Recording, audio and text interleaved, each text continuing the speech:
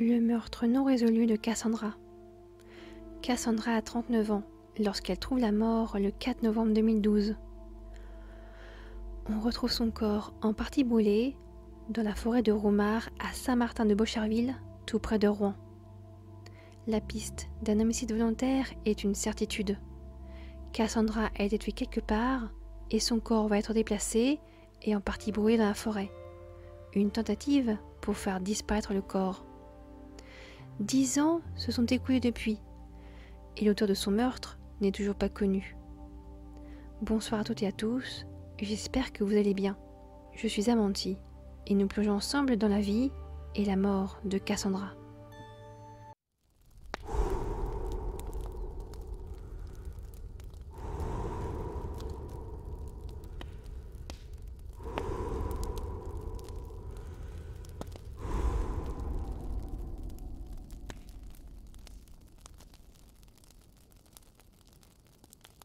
La vie de Cassandra.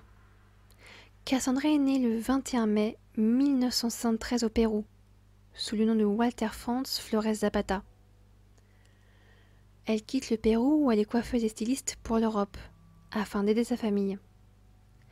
Mais aussi pour ne pas être agressée ou tuée au Pérou, où les persécutions à l'encontre des personnes transgenres sont ou étaient menées courantes.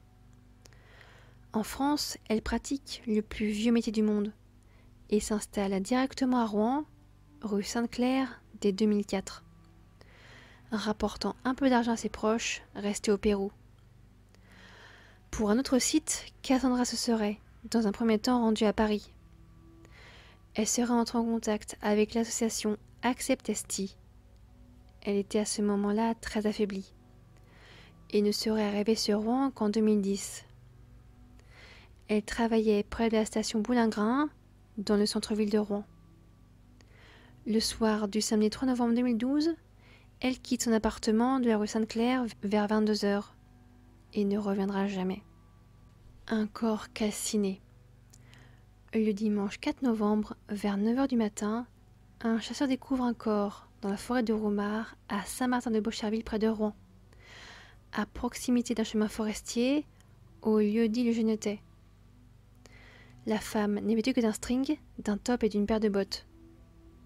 Le corps est en partie brûlé, le thorax l'est partiellement. Plus tard, les gendarmes parviendront à l'identifier. Il s'agit de Cassandra, 39 ans. La femme a été asphyxiée et son corps est en partie brûlé, afin d'effacer certains indices. La piste de l'homicide volontaire sera la seule piste envisagée par les enquêteurs. Tout porte à croire que Cassandra a été tuée ailleurs, transportée dans un véhicule dans ce coin reculé pour la faire disparaître. L'enquête commence. Des pistes bien maigres. Les gendarmes interrogent tous les proches de Cassandra et apprendront certaines choses. La dernière fois que Cassandra est vue, c'est vers 22 h dans l'appartement qu'elle partage avec Jennifer et Marie. Elles vivent toutes les trois en colocation dans un appartement de la rue Sainte-Claire à Rouen. Jennifer et Marie racontent aux enquêteurs que certaines personnes enviaient Cassandra, car elle gagnait beaucoup d'argent. Elle travaillait de 22 h à 3-4 h du matin, à la station Boulingrin, en plein centre-ville de Rouen, et que Cassandra avait été agressée 2 fois pour cette raison. Ce samedi soir, une de ses colocataires et amies était partie aider une amie à préparer une fête qui aura lieu le dimanche. Elle rentre donc tard dans la nuit et frappe à la porte qui sépare leur chambre. Habituellement, Cassandra répond pour lui dire qu'elle a bien compris, qu'elle est bien rentrée saine et sauve. Mais ce soir-là, Cassandra ne répondra pas. Son amie ne s'inquiète pas vraiment, car Cassandra lui avait dit que bientôt elle devait se rendre à Lourdes avant de revoir ses proches au Pérou, proches qu'elle n'avait pas vus depuis 4 ans, et que peut-être elle avait simplement avancé la date de son départ sans prévenir qui que ce soit. Elle ne reviendra jamais. Ses colocataires récupèrent son chien, qui ne reverra jamais plus son compagnon de voyage. Les enquêteurs ont découvert également que Cassandra s'était mariée en décembre 2011 à Barcelone et qu'elle avait des papiers depuis 2 mois. Les gendarmes apprennent donc aussi qu'elle devait fêter les fêtes de fin d'année en famille au Pérou et que donc, courant décembre, elle devait s'y rendre. Mais l'enquête s'arrête là. Elle piétine. Il n'y a aucun suspect, aucune trace, pas d'indice, pas d'ADN, rien. En ce qui concerne le meurtrier ou la meurtrière, personne n'a depuis 10 ans été placé en garde à vue ou interrogé. La mort de Cassandra reste encore aujourd'hui non résolue. Son corps a été rapatrié au Pérou pour y être inhumé. Cette vidéo est très courte. Il n'y a malheureusement que peu, voire trop peu d'éléments. Une scène de crime, ou plutôt le lieu où le corps de Cassandra a été abandonné et brûlé. Je pourrais donc extrapoler en partant de ce lieu, déduire comme les enquêteurs qu'il y a 2 théories. Soit Cassandra était encore en vie et transportée dans un lieu isolé, soit qu'elle était déjà morte et transportée dans ce lieu isolé entre Cantes-le-Montigny et Saint-Martin-de-Beaucherville dans le coffre d'un véhicule.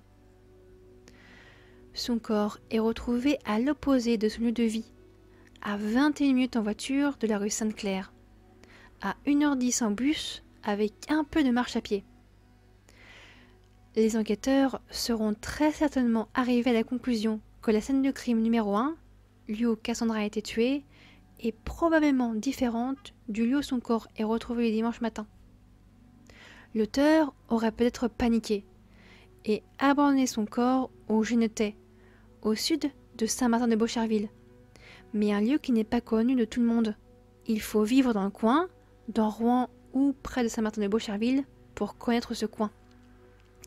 Un lieu isolé où peu de monde s'y promène, où il n'y a que les chasseurs et quelques récolteurs de champignons, rien d'autre. Il ou elle aurait tenté de mettre le feu au corps pour effacer des indices ou même dans le but d'empêcher son identification. Sans y parvenir, peut-être qu'il ou elle n'avait pas assez de carburant et que le meurtre du coup n'était peut-être pas prémédité. Au cours de mes recherches, je ne suis malheureusement pas parvenue à trouver avec quoi son corps a été brûlé. 4 ans plus tard, une autre femme transgenre, Lorena, est tuée par balle à Rouen par un de ses clients. Son meurtrier était déjà connu. Il avait été mis en examen pour violence contre les femmes transgenres en 2015. Je vous remercie d'avoir pris le temps de regarder cette vidéo dédiée à une affaire criminelle qui n'a pas fait beaucoup parler d'elle. N'hésitez pas à partager vos déductions, avis et ressentis en commentaire. Je vous souhaite une très bonne fin de semaine et de belles fêtes de fin d'année. Portez-vous bien, prenez soin de vous et de vos proches, et surtout, n'oubliez pas,